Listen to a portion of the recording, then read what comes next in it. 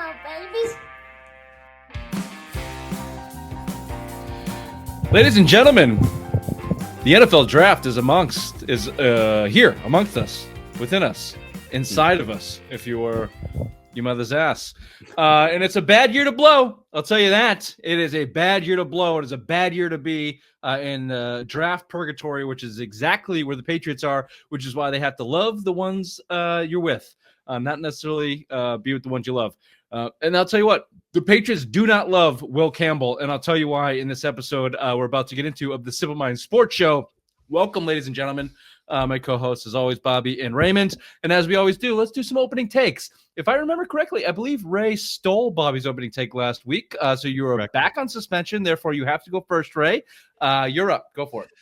Thanks, Rich. On a draft-heavy show, I wanted to take it to the hardwood, and the narrative of the Celtics championship run last year was a fluke, that this team and their superstars are soft, and the Orlando Magic are bringing tough physical play to the Celtics and trying to hit them in the mouth, figuratively and literally, and the Celtics are up to nothing after having one of the easiest schedules after the All-Star break. I'm glad that the Celtics are playing the Magic team because they are getting pushed around, and this series will help them throughout the playoff run. There's nothing I like quite more than Homer Ray when it comes to the Celtics, Bobby. The matchup, maybe the worst matchup that the Celtics could have had, considering their best player had to sit out a fucking game because they broke his wrist. But it's bruised.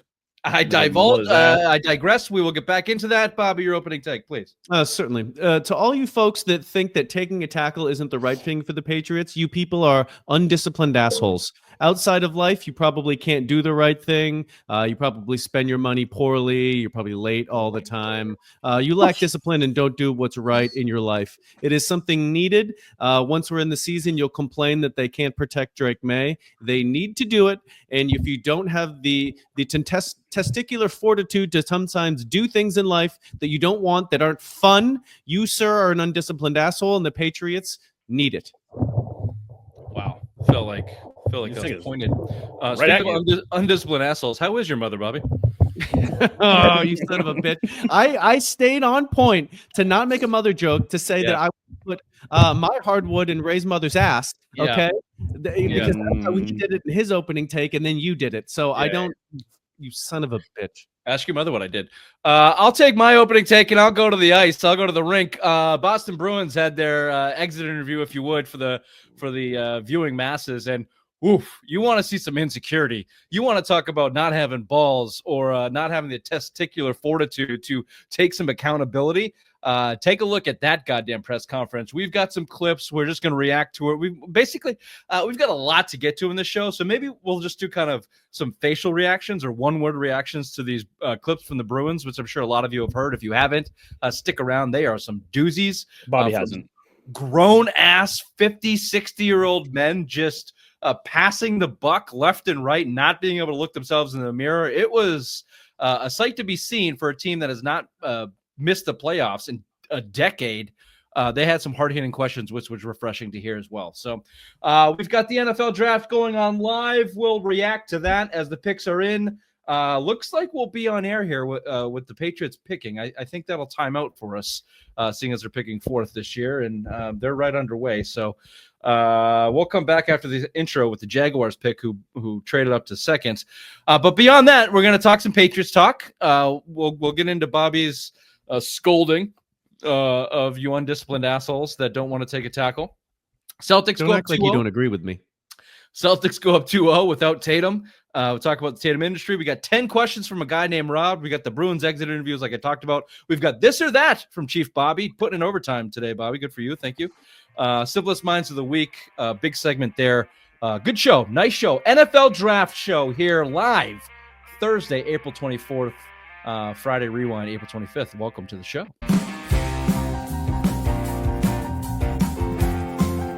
Apparently, the Celtics are dumb front-running pussies. This is the same team they have been for 4 years running.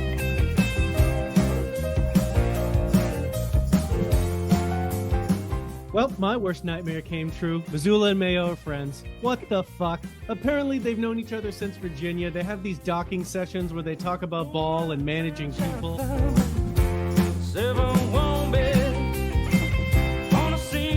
I'm on vacation. reaction. I'm gonna quay all these. I'm gonna fucking watch them this week. Do you say quay?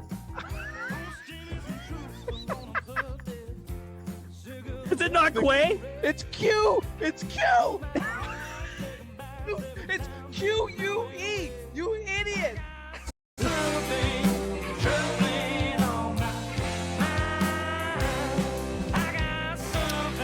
And welcome in. This is Unfiltered Sports Show. If you're watching on YouTube, you're welcome.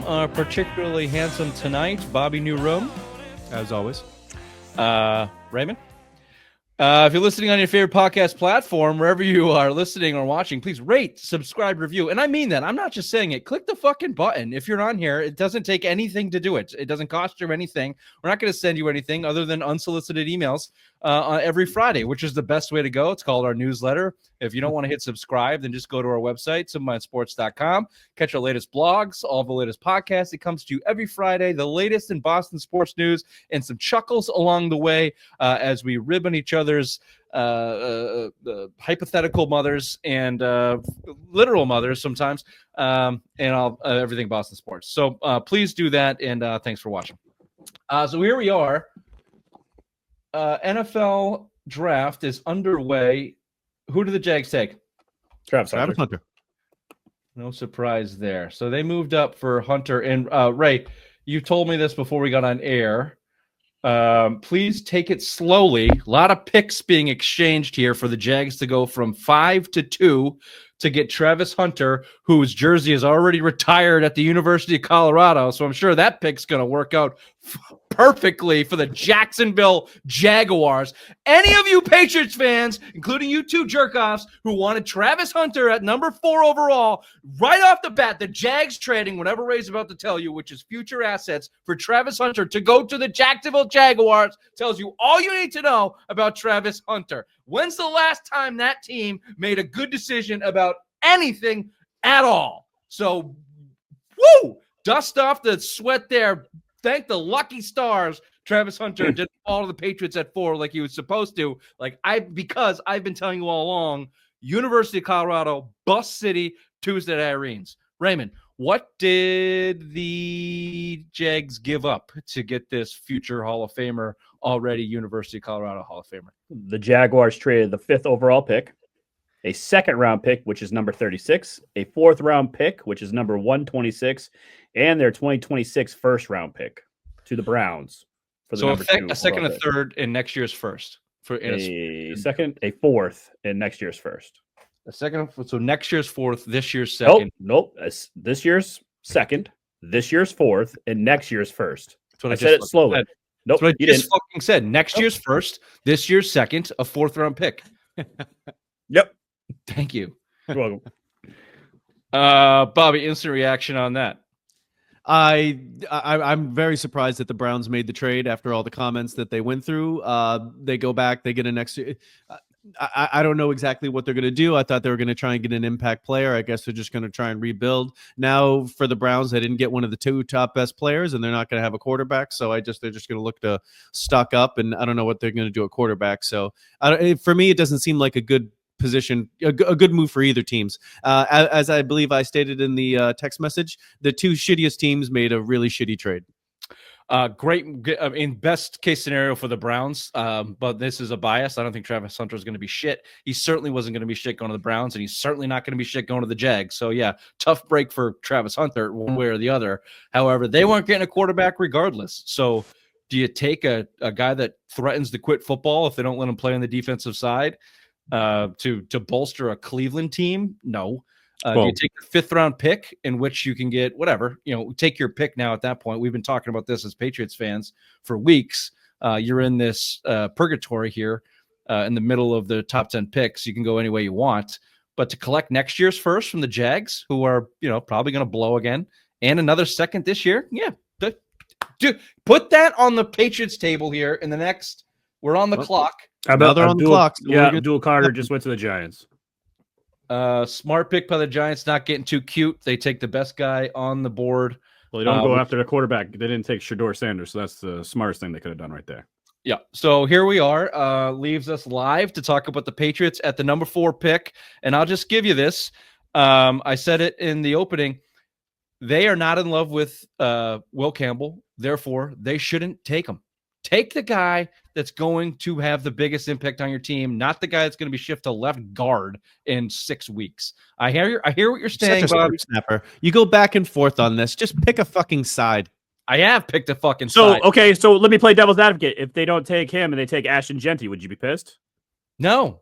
You'd be happy about that. Now you want him to take a goddamn running back who's going to be running behind Vidarian Lowe. That's a great decision. Here's if Will Campbell is the number 4 overall pick, okay? If you can't trade back and you're going to take a guy just because you have a position of need and it's drastic, it's the next Mac Jones. They took Mac Jones at 15 because they needed a quarterback and he fell to him. Do you want Mac Jones at left tackle? Nope. No.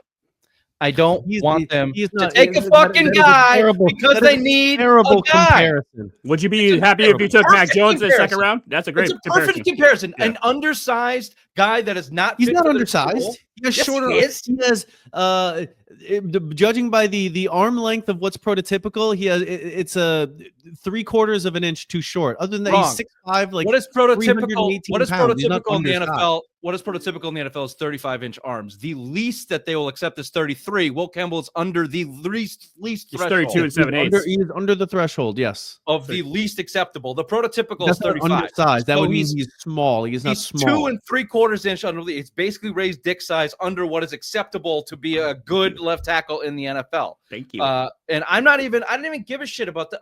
All I have to know is the Patriots are open for trades, so they don't love the kid. And if you don't love the kid to be your franchise left tackle, then pick a guy that you love at the 4th overall.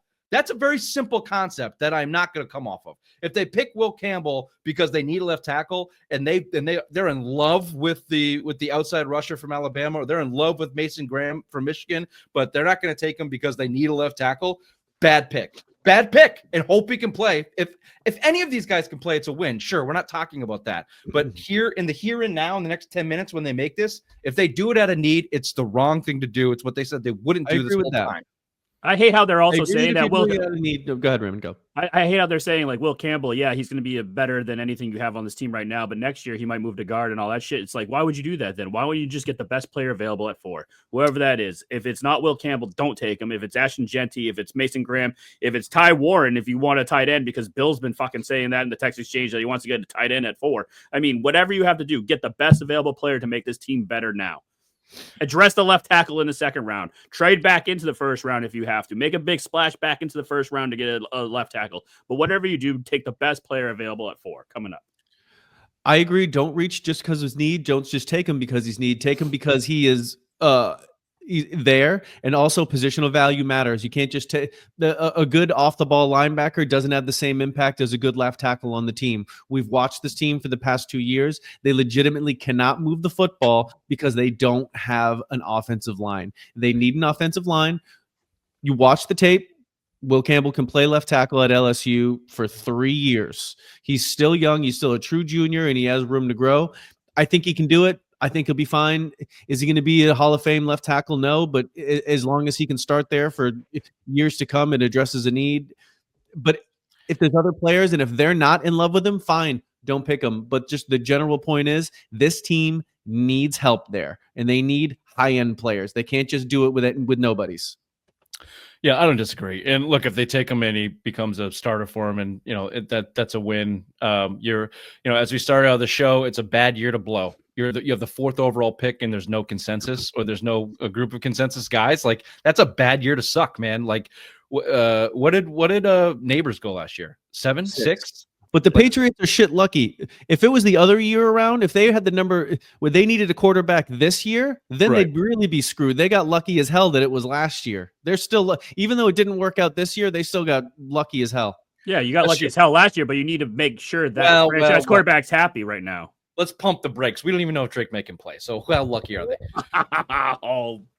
He's got one win on his. He's got one win on his record, and he's thrown 2 losses away. I'm with you in being skeptical, but at least they have a guy that isn't. They don't have Mac Jones. That they can develop. The Zappy fever's over. I understand. Yes, there's a lot of upside. Hey, I'm just saying. For Bobby still. I'm just saying. Like, can we stop talking about Drake May as a franchise quarterback? He has one fucking win. Just everyone pump the brakes on Drake May. He's not the savior yet. Technically, too. Plenty of runway. No, I think one. He started the Bills game and he No, beat the he doesn't- Bears. That doesn't count because I don't think he had enough snaps. So then Joe Milton won that game. There Yes, you he go. did. Never mind. One. Joe Milton and Drake May, equal quarterbacks. No. He has one win. The other win that he went out early and someone came in. So I was Drake May has counting. He one started win. the Bills game. Yeah, and Jacoby then beating the Jacoby Bears. Brissett came back in. Yeah, you're right. I'm agreeing with you, Rich. Drake May only has one win. Okay. And If Jacoby we're not Brissett- counting the Bills, if we're Jacoby not counting Brissett the Bills won game that because he game. started, then I agree. Yeah, Jacoby. It was the Jets. It was the Jets game. Anyway, listen. Whatever they do here's my hedging the bet. If they take Will Campbell at 2 or at 4, I'm sorry, double down. If they take Will Campbell at 4, like whatever their second pick is, whether it's 38 or they trade back into the first round, whatever this big, I want them to double down on the offensive line. Go get another guy. Another tackle. Go get the Oregon guy. Go get Josh Simmons from Ohio State. Take the risk on him. I want them to double down, whether they take Will Campbell at 4 or not. And even especially if they take Will Campbell at 4, and I think Bedard made the point. If you draft Will Campbell at 4, and then at 38, you've got some options. Irsary from Minnesota. I don't know. Bless you. Yeah, bless you. Thank you. Josh Connerly out of Oregon, and Josh Simmons is expected to go late first at Ohio State because of the knee injury there. But then you've got a starting offensive line of potentially Will Campbell, left tackle, whatever your next pick is here at pick 38, or if you move back into the first round. Bradbury, who they picked up from Minnesota, who, say what you want about him. He's been a starter in the league for 4 years for Minnesota at center. And Winu, who was surrounded by talent, and Josh McDaniels back in the building, should have a good season. He's a really good player. And then Moses Malone, who's a solid veteran, a.k.a. Morgan Moses. And then you have backup Flyers in Cole Strange, Layden Robinson, Caden Wallace, Jake Andrews, City So, 3 of which have at least potential to be players in the NFL. And again, you now have Josh McDaniels, who knows how to coach offense and give guys help on the offensive line and not leave Vidarian Lowe stranded against TJ Watt for an entire game or whatever the hell they were doing there. And you have Doug Marrone and 2 other actual guys that are going to coach the offensive line. You're almost at a one-on-one coaching player ratio. That's very nice. That's very nice.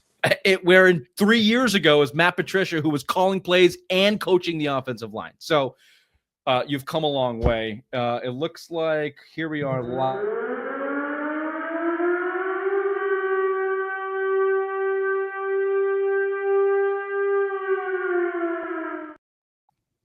Go ahead, Raymond. It's fucking Will Campbell. It's fucking Will Campbell. He looks ridiculous. God fucking damn it. Personally, I love the pick. Oh, you motherfucker. Look at this guy. Look at his arms. Look so fucking small in that suit. I don't know how big is he? Because Let's find out. We're gonna find all about it. Offensive lineman size. 6'5", 319. 319. Is that offensive lineman size? He looks skinny in tape. Yeah, he does. I'm not gonna lie to you. It's the slim Tiger's white. That's I why. watched his tape 2 days ago, and by tape I mean YouTube highlights. And he looks like a skinny college offensive lineman. He's got plenty of room to put on more weight then. Well, Apparently apparently the Patriots Patriots doesn't have the fat ass. I like a fat ass in my tackles. He's got I a like your skinny mother's little fat ass. ass. Maybe they can. Well, that's why he plays tackles, because he's quick on his feet. He can move. Look at you. That's why he's good, is because he has good foot speed. It's not because he's reaching at people. Yeah, that's why he's good. Okay, well, there you go. The pick is in. Will Campbell for the Patriots. And, frankly, this was the consensus pick this past week out of all the guys in New England, all the reporters, everyone covered him, even nationally, everyone thought they were going Campbell. Now this is where it kind of gets interesting to me. The first round Wide open draft. They could do anything at this point. Can they make their way back in and get another impact player on offense? I think that's where everybody's looking. That'd be a ballsy move if they could do that. Well, and here's the other thing. I think this scenario has been talked about quite a bit, of trading back into the first round for the Patriots. You've got some ammunition with 3 third-round picks. It'll be interesting the first guy they go defense on. So how deep into the draft do they get before they go defense? Is that a need of theirs though right now? Well, this is what I'm saying. No, but it's I don't think they would until the third round or the fourth. I could see them go all top 100 picks offense. Right. So when you get into that fourth and fifth round, everything before that, you're looking at potential impact player in year one, into the middle of year one. For them to go defense before that will be interesting to see. It'll be interesting to see. And we'll see what the fallout is, whether that was a Vrabel pick, whether that was a consensus pick, who was in the board, the war room there. Was it Elliott Wolf? We've got a little... that was no Elliott Wolf pick. Take a snippet here to hear about the Elliott Wolf, the little rat. I've been doing this a long time. Elliott Wolf, been in the league a long time. The number one overall pick that I've ever been completely duped on, and I had to do a mock draft, and I made a million calls, and even within their organization, Sam Darnold's going number one to Cleveland. Sam Darnold is the Cleveland Browns quarterback. I did that around Wednesday afternoon. I felt really confident on it. The pick was made, and the announcement from one Roger Goodell was Baker Mayfield. Do you know who was in that front office? Elliott Wolf was number 2 in that front office. So I don't trust anything from the Patriots and what we're hearing from the Patriots. I think Elliott Wolf gets a kick out of having everyone zig, and then they zag, and they say, well, we didn't say anything. You guys made that assumption. I honestly think anyone who thinks they know what the Patriots are doing at 4 and saying it's a slam dunk, they're full of it, because Elliott Wolf ain't talking, and I don't think Vrabel is either. Well, he was right this time. 2 points on this. Number one, Elliott Wolf is a rat buck. We've been saying that for a long time. Yeah, no shit. Number 2, it is criminal to be on national television. That was an ESPN broadcast, and this guy's on his phone. Can there be a level of production value back in television where we're not taking guys in a hotel room on their freaking cell phone just because you can? No, if you want to get on TV, you get a camera in front of you and a suit and tie and a makeup crew. Like, this is why nothing is good anymore, because no one gives a shit. You got a guy with a backwards hat like us talking about stuff from a fucking hotel room. At least we have the decency to have a microphone and some cameras. Like, it just is. And stuff on our walls, some of us at least. Why would I watch that? There's so many other things to watch on the internet, and this guy's on ESPN on his phone. Fuck out of here. Put a little effort in. Drives me nuts. What an asshole. He's a piece of shit. Speaking of pieces of shit, let's throw over the headlines with the obvious one. 5